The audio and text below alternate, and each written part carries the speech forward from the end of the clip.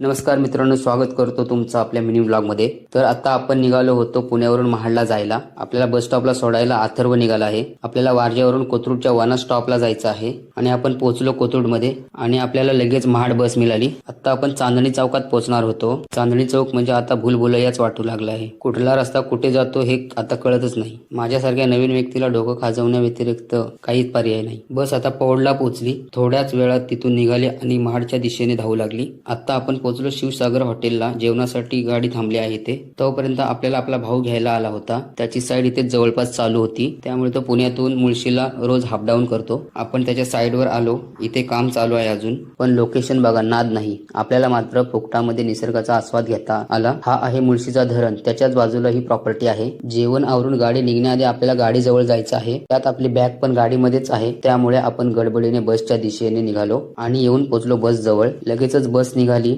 डोंगर दऱ्यांचा आनंद घेत आपण निघालो आणि आपली बस पोहोचली माणगावमध्ये। माणगाव डेपोत 5 मिनिट थांबून निघाली महाडच्या दिशेने। महाडच्या नातेखिंडीत थांबून आपण निघालो घरी जायला। ब्लॉग आवडल्यास लाईक, शेअर, सबस्क्राईब। धन्यवाद।